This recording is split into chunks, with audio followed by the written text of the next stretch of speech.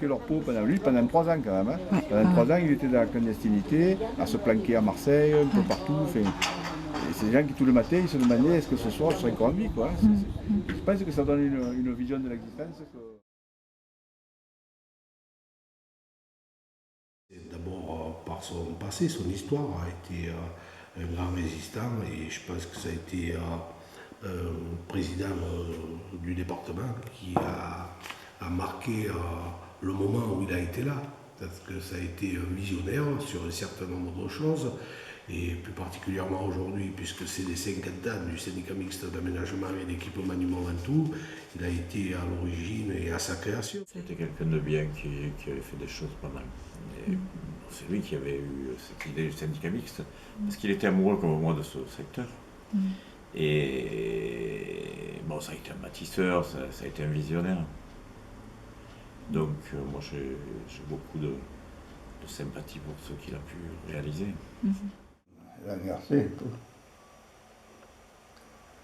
ouais, c'était un bon homme. Et c'était mon collègue, en plus. Il était plus âgé que moi, mais on était collègues comme ça.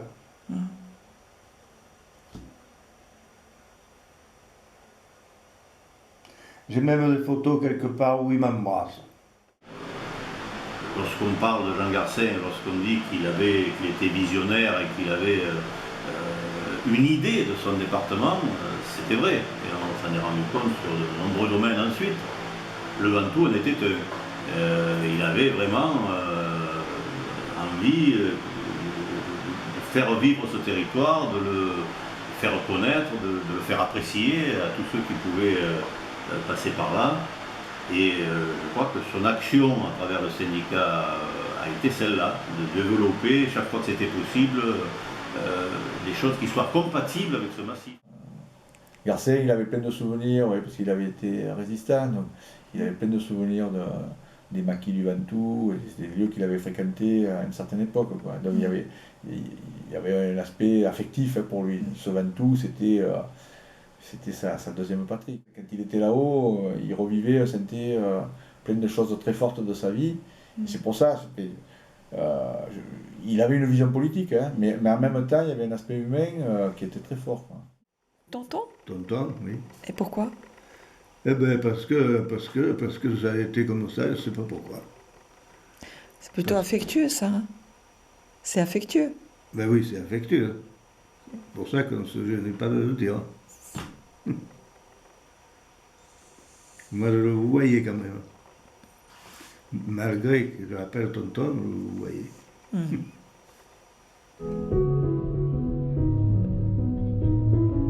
À la création, s'appelait Syndicat mixte d'aménagement touristique et d'équipement sportif du Mont Ventoux. Parce qu'en fait, l'objectif numéro 1, pour ne pas dire unique, c'était l'équipement des stations de sport d'hiver. Plus jeune maire de Vaucluse. Et j'ai été le premier à signer pour l'adhésion au syndicat mixte. Sur les 10 maires qui étaient présents, parce qu'il y avait 10 maires présents, et ça avait été Jean Garcin, le président du syndicat. Voilà. Francis Paul était déjà en place, jouait déjà ce rôle depuis longtemps. C'était totalement le responsable technique, et comme c'est quelqu'un qui est capable de tout faire. C'était une corde qui tournait autour de lui, et l'autre c'était des boîtes de conserve remplies de béton pour remplacer les perches, pour qu'elles montent, qu'elles descendent. D'accord, ça. Des fois elles nous tombaient sur la tête. Et après on a levé ça, on a mis tout électrique. Mais à ce moment-là, il y avait de la neige.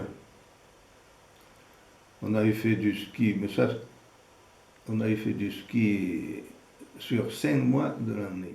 À l'époque, il y avait les colonies, et puis ce qui n'existe plus de nos jours, pratiquement plus personne ne va en colonie aujourd'hui. Les séjours d'été se passaient là-haut au Mont-Serein. Tout ça étant lié au syndicat du Mont Ventoux, à Jean Garcin, et voilà, tout ça étant vraiment sous le même principe d'animer ce massif et de le rendre attractif pour le maximum de personnes. Et l'hiver, puisque même la Ligue d'enseignement recevait des jeunes aussi à la chapelle pour aller faire du ski. Donc c'était quelque chose qui tournait toute l'année. Au niveau des stations de sport d'hiver, mais aussi avec l'idée de prolonger la fréquentation du Ventoux l'été. Donc il y avait eu la construction d'un caravaning à Montserrat, il y avait eu un certain nombre de projets là. Jusque-là, le syndicat était géré de manière un peu subsidiaire par le secrétaire général du conseil général. Il faut voir que le conseil général à l'époque c'était 15 personnes. Hein. C'était tout petit, c'était avant la décentralisation. Donc c'était M. Bénissa qui était secrétaire général du conseil général. C'était en 77-78, oui, ça c'est vraiment au moment où je suis arrivé, c'était déjà dans l'air. Mais j'ai été chargé un peu de mettre ça en musique, qui était donc d'élargir l'objet statutaire pour le porter sur des aspects qu'on pourrait appeler d'aménagement du territoire. D'ailleurs, le syndicat qui est devenu d'aménagement et d'équipement de Ventoux, ça a nécessité la création de la régie derrière. Voilà. Pour les remontées mécaniques. Exactement. Sinon, Francis, qui était directeur de la station à l'époque de la PCHMV, est devenu directeur technique, avec un directeur administratif, disons, qui était au début Boger. Voilà. Donc Claude, ensuite, après la succession, quand Boger est parti à la retraite, je dois dire que Claude a quand même apporté sa connaissance, puisqu'il avait une formation complète de DGS de mairie, donc il connaissait parfaitement la gestion locale, et ça a été un plaisir. Le jour où tu as pris les manettes, tu sais que moi, parce que moi j'ai galéré, je peux te dire, notamment avec... Tu me l'avais dit. L'entretien de la neige, on parlait tout à l'heure de ce qu'il faisait avec les engins, les ratraques. Moi je ne connaissais absolument pas ça quand je suis arrivé ici, donc j'ai eu tout à apprendre, tout à connaître. Et donc il m'a eu emmené, pas souvent parce que je ne pouvais plus y aller, tellement j'avais la trouille, parce que lui il faisait passer dans des trucs, on passait du nord au sud par le col des tempêtes, là, lui il passait là. Il a perdu la confiance dès le premier jour. Non, pas du tout. Elle y était, heureusement, j'y suis allé. Nous on était interchangeables. Non mais nous on était interchangeables. Lui il n'était pas. On levait Francis. Non mais c'est vrai. Le déclencheur a été quand même la station du Mont-Serein, pour laquelle il fallait apporter des réponses juridiques. Le président Carcin, qui était un visionnaire, intuitait déjà que ça ne suffirait pas, donc il a profité de cette entité pour apporter une assistance. Et il a compris que l'union faisait la force, c'est-à-dire il a compris que l'intercommunalité, à ce moment-là, alors que c'était quand même très nouveau, aiderait ces communes, créerait une dynamique autour du Ventoux. Donc il avait compris ça. Donc très vite, il est passé à autre chose que la station de Montserrat, il est passé à cette assistance apportée aux communes dans le domaine de la modernisation de leurs équipements. Puis les investissements, la recherche de financement auprès de la région, le département. Oui, puis en fait. Structuration de groupes scolaires, c'était aménagement de places. C'est vrai, hein, c'était. Oui, aménagement d'espaces publics, restructuration de groupes scolaires ou agrandissement. Alors, je ne sais pas, pour citer une place à Malmort du Comtat, l'agrandissement de l'école de l'Île-sur-Ozon, pour citer comme ça. Il y avait même des réparations d'églises, il y avait un tas de choses, hein, tout ce qui préoccupait les maires dans leur commune. Chaque commune, après, décidait des travaux à faire chez eux. Le syndicat prenait en charge pas mal de choses. Ça nous aidait beaucoup. C'était le montage administratif avec les appels d'offres, chose que les communes ne pouvaient pas faire parce qu'elles n'étaient pas structurées. Elles n'étaient pas structurées pour ça, puis ensuite la conduite d'opération des travaux. C'est important aussi de se remémorer, c'est qu'à l'époque, c'était les premiers pas de la région. La région Provence-Alpes-Côte d'Azur, dès sa création, a mis en place une politique de développement ou d'aide à l'arrière-pays. 82, ça a été une date très importante parce qu'il y a eu la décentralisation donc, qui s'est faite, qui a eu des conséquences très fortes au niveau du département, avec le président du conseil général qui devenait le patron du département, alors que jusque-là c'était le préfet. Hein, l'exécutif du département c'était le préfet. Le budget, par exemple, était préparé par le préfet et voté par le conseil général. Et du jour au lendemain, le président s'est retrouvé être le patron. Et à partir de la décentralisation, le département est devenu beaucoup plus autonome et c'est lui qui a pris ses propres décisions. Et il a eu beaucoup plus de moyens aussi financiers. Avec la région arrivait, elle avait des moyens financiers, elle était en train de se définir une politique, donc on était bien placé pour capter beaucoup de financements qui venaient de la région, qui nous ont bien aidés. Avec les lois de décentralisation de 82-83, ça a permis de donner un autre élan au syndicat mixte, puisqu'il a pu travailler sur des projets plus importants, porter les projets sur une délégation de maîtrise d'ouvrage des communes, ce qui a permis de créer un certain nombre de structures.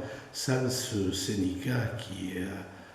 je pense qu'il y a beaucoup de communes qui n'auraient pas pu réaliser les projets qu'elles ont pu faire sur leur commune. Monter les dossiers, les appels d'offres et tout ce qui est le côté administratif, plus la recherche et le financement. Et il reste à la charge de la commune la partie non subventionnée. Ça évite aux communes de faire des emprunts relais pour pouvoir financer et payer les entreprises. Et ça, c'est fait par le syndicat dans le cadre de sa mission. Mais le syndicat faisait aussi en maîtrise d'ouvrage direct, c'est-à-dire en tant que propriétaire et financeur des équipements pour lui. Mais c'est-à-dire, oui, ils ont acheté dans les années 80 la ferme Saint-Agricole. Ils ont acheté la ferme Saint-Agricole, ils ont acheté la ferme Saint-Hubert aussi. L'auberge. La ferme Saint-Hubert à Manieux. Et la boulangerie, l'auberge. Ils étaient propriétaires, ils sont propriétaires de la boulangerie et de l'auberge. Le syndicat les a achetés à ce moment-là avec des subventions très importantes de la région.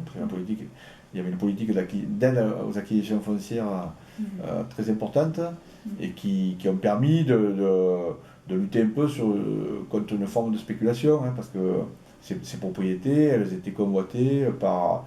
je me rappelle, sur Savoyam, par exemple, il y avait un projet de camp de naturistes. Il y a une très belle ferme avec 80 hectares autour, et qui est vraiment dans le village, vous voyez, ça aurait été assez catastrophique que tout ce périmètre soit soustrait vous voyez, au village et soit privatisé de cette manière-là, quoi. Ah ben voilà l'inauguration de Saint-Hubert. Vous connaissez ? Ce bâtiment était complètement en ruine, il n'y avait plus ni toiture ni rien.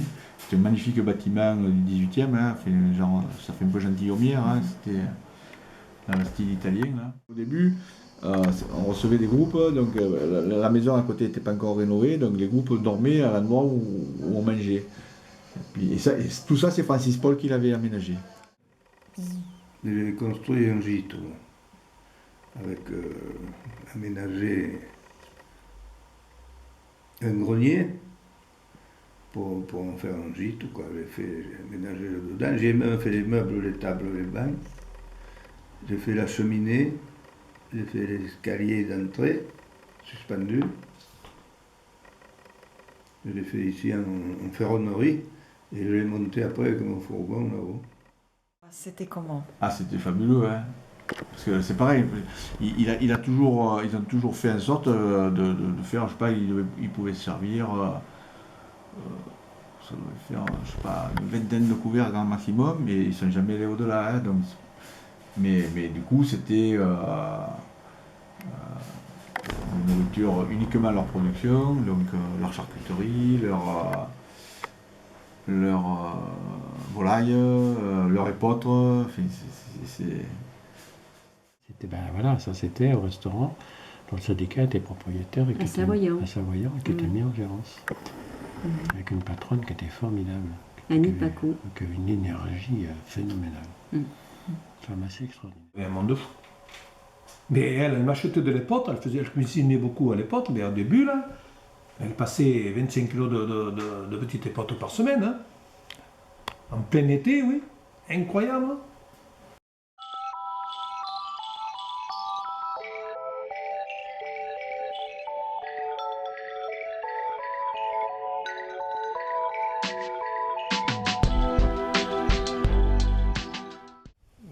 les potes, on a commencé avec M. Garcin.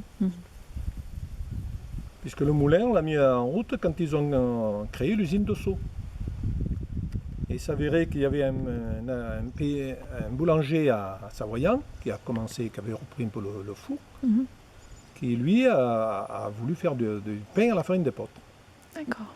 Et c'est de là que j'ai jamais trop su qui c'est qui lui avait dit quand nous avions un moulin, qui tournait à l'eau d'ailleurs. Et il a dit, il faut aller voir Martial pour voir s'il veut pas le remettre en route. Et je ne l'avais jamais vu tourner ce moulin. Donc, vous voyez qu'il date de 1610. Je crois que c'est ce moulin qui a mis la première farine d'épeautre en route. Je veux dire, c'est grâce à Céréales Ventoux quand même.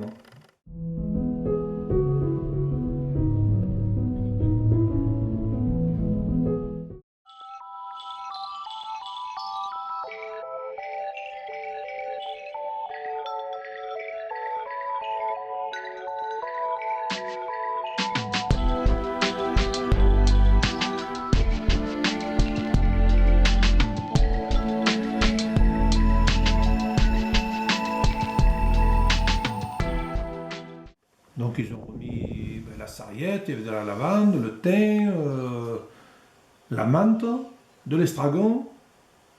Qu'est-ce que c'est qu'on y a fait là-dedans? Parce que j'y participais un peu avec eux. Là. On les aidait d'un point de vue matériel. Et c'était ça, quoi. Ça n'aurait jamais dû disparaître. Parce que c'était quand même un peu... c'est spécial à ici, quoi. En plus, ils étudiaient déjà... Il y avait déjà le problème de la lavande, de la maladie de la lavande, donc... Ils expérimentaient, il y avait le laboratoire, il y avait tout quand même. Très très bien pour Savoyant. C'est dommage que c'est tombé à l'eau. C'était un homme de terroir. C'est un homme qui aimait... D'abord, il avait fait le maquis Ventoux, c'est un grand résistant. Et lui, quand même, il tenait à cœur toute cette ruralité, ces agriculteurs d'autrefois. D'objectifs que s'était fixé Jean Garcin plus particulièrement, puisqu'on parle du syndicat mixte d'aménagement et d'équipement animaux Ventoux, mais également de toutes les communes rurales avec la contractualisation qui a été mise en place après ces lois de décentralisation et qui aujourd'hui continue à apporter des financements sur les communes et la prise en compte de la ruralité et des plus petites communes est largement écoutée par ce dispositif-là. Ça, c'est dans la mairie de Brandt. Alors là, je vais vous raconter une anecdote. Ça, c'est la signature de la contractualisation entre le Conseil général et les communes du département. C'est quelque chose de très important qui a été mis en place par le président Garcin, qui a souhaité, et c'est toujours en vigueur aujourd'hui, qui a souhaité que le département apporte des aides contractualisées à toutes les communes du département, et notamment aux plus pauvres. C'est-à-dire qu'on a mis en place avec Yves Meffre, le président Garcin et moi, on a mis en place un système de grille de répartition pour aider les communes en fonction de leurs besoins. C'est-à-dire aider les plus pauvres. Et donc là, c'est la signature, parce qu'on est passé dans toutes les communes pour signer la première contractualisation avec les maires. Cette photo, elle est sur le bureau du maire de Brandt depuis cette date. Elle n'a jamais bougé de place. Les maires ont changé. Chaque fois que je vais à Brandt, que je vais faire mes permanences ou que j'ai des réunions à la mairie de Brandt, quand je m'assois au bureau du maire, il y a la photo sur le bureau du maire. J'estime que j'ai eu une chance fabuleuse de pouvoir me retrouver dans ce contexte-là, à faire des choses, avec les moyens de les faire, avec les relations extraordinaires avec la plupart des maires aussi. Moi, le souvenir que j'en ai, c'est un lien très fort avec beaucoup de ces maires là-haut qui sont des vrais, comment dire, leur mandat, ça tient plus du sacerdoce que du mandat politique.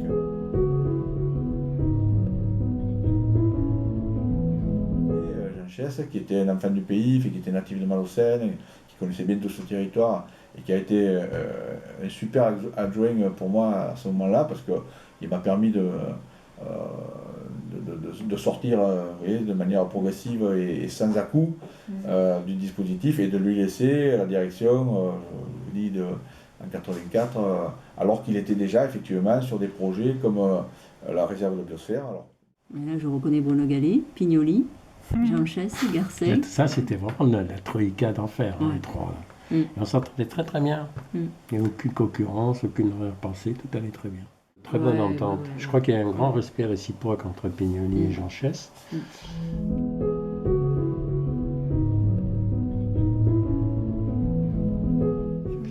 C'est sous l'impulsion de Jean Chess que s'est créé aussi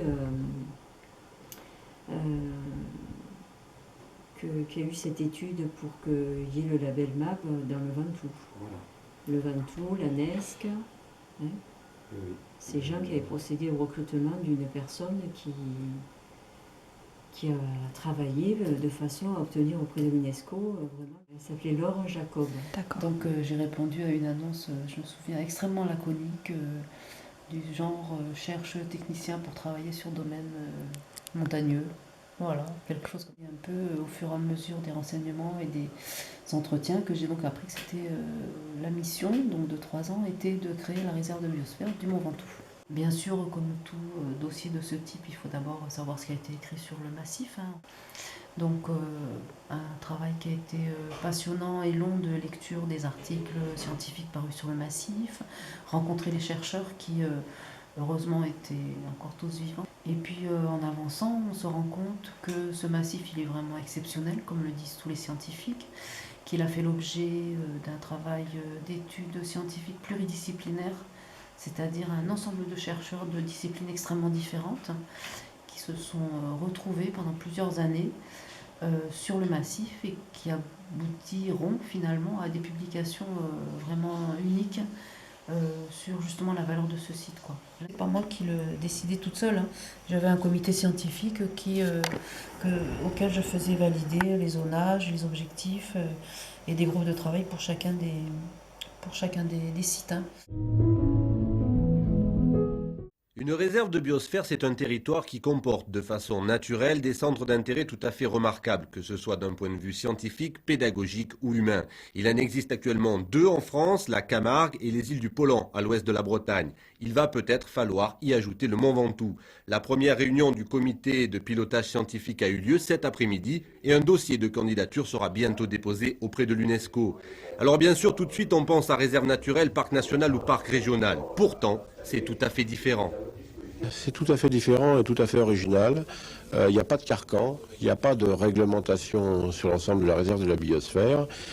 Le département de Vaucluse et le syndicat du Mont Ventoux vont parler directement au niveau mondial avec l'UNESCO sans que l'État français s'en mêle. Vous voyez, donc ce n'est pas une intervention de l'État, c'est l'appartenance à un réseau mondial.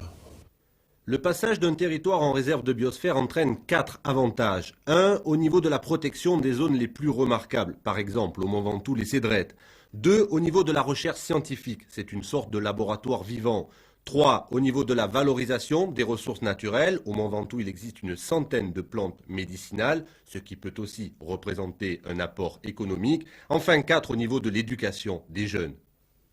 Faire de la pédagogie aux jeunes pour respecter la nature et leur expliquer que telle plante, au pied de la pancarte, ils trouveront également des fourmis, un tas de bestioles, toute la faune. Alors ce passage du Mont Ventoux en réserve biosphère ne se fera pas tout de suite, bien sûr. Le dossier ne sera déposé qu'en juillet. Ensuite, pendant 3 ans, les diverses commissions internationales viendront étudier sur le terrain. Ce n'est qu'ensuite que le Mont Ventoux deviendra peut-être l'une des zones les mieux protégées de la planète. En fait, l'obtention de ce label, celui-là en particulier, à l'époque, il était important parce que c'était une première reconnaissance de la biodiversité du massif. Et mine de rien, c'était un statut qui n'était pas un statut de protection, donc pas de contraintes pour les chasseurs, pour les agriculteurs, pour les touristes. Donc pas de contraintes, mais une reconnaissance. Donc finalement, on a pour la structure, pour les communes, pour les habitants et les visiteurs, on a tous les avantages de dire je suis dans un site remarquable. Pourquoi j'apprends pourquoi je suis dans un site remarquable, donc je dois le respecter. Un label réserve de biosphère qui concerne le Mont Ventoux, où il y a, on va dire, des bâtiments au sommet, où il y a une station de ski, où il y a des chalets, où il y a des activités humaines très présentes. C'est tout l'enjeu, voilà, l'homme et la biosphère, tout à fait. C'est vraiment, on met ensemble l'homme et on se dit, on parie sur l'avenir en disant on protège quand même la biodiversité.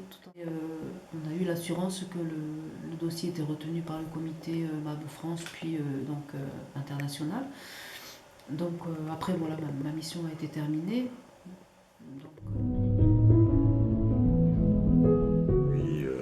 Amoureux de cette région et que je voulais la développer dans les meilleures conditions possibles. Et j'ai fait rentrer un certain nombre de communes qui n'y étaient pas et qui sont venues parce que j'étais président. Il y a au moins 4 ou 5 communes qui étaient rentrées dans le syndicat mixte et qui ont amené un plus. Et donc le fait de réaliser des écoles, d'aménager des bibliothèques, d'aménager des centres-villes,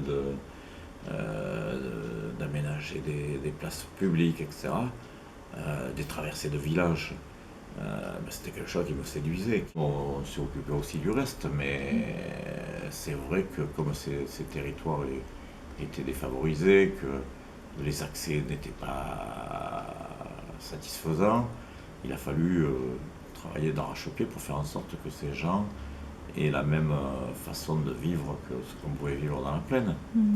Donc ça a été le cas et je crois que c'est une bonne satisfaction. Chaque jour était le début d'une nouvelle aventure. Là où j'ai été heureux également, c'est d'obtenir les crédits nécessaires pour l'adduction d'eau au Ventoux Sud. La partie nord du Ventoux avait l'eau. Et je me suis aperçu, lorsque je suis devenu président, que le chalet Reynard, qui est connu dans le monde entier grâce au Tour de France, que tous ces chalets qui sont au niveau du chalet Reynard n'avaient pas l'eau. Ils n'avaient pas l'eau courante, il fallait monter l'eau par citerne. Donc j'ai trouvé l'argent nécessaire auprès de l'Europe, auprès de l'État, du Conseil général, de Rhône-Ventoux, etc., pour faire l'adduction d'eau dans ce secteur du Mont Ventoux. Donc ça a été une belle victoire pour moi, d'arriver à combler ce déficit. Je suis vraiment riche parce que le fait d'être député, en même temps, me permettait d'user de mes relations pour obtenir des subventions. Et on a réalisé beaucoup de choses. Des écoles, des cantines, de l'aménagement de villages, de places. On a obtenu la réserve Manen Biosphère, le diplôme. Donc ça a été une période particulièrement riche et qui s'est faite à moins de frais que ce qu'on aurait pu le faire si je n'avais pas été député, si je n'avais pas eu les relations ministérielles que j'avais. Voilà, mais ça a été une belle période, puis c'est un bel outil le syndicat mixte.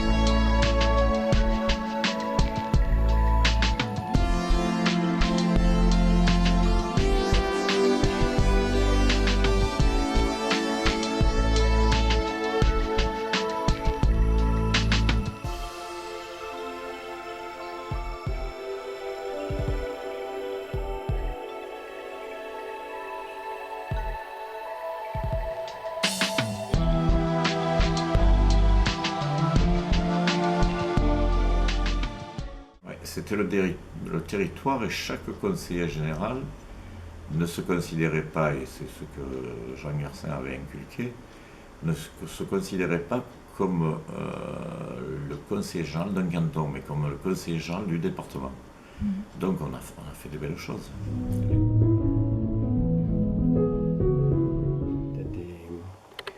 Étaient des hommes politiques plutôt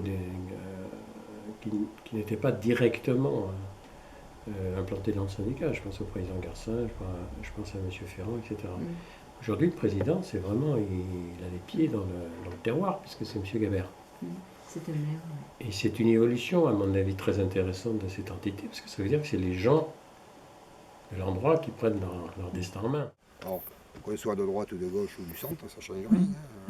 Le territoire, il restera tel qu'il est. Enfin, on espère qu'il va rester, qu'il ne va pas bouger, et que les gens qui vont y travailler travaillent dans le même sens. C'est-à-dire que la politique, c'est une chose, et après, le territoire, c'est autre chose.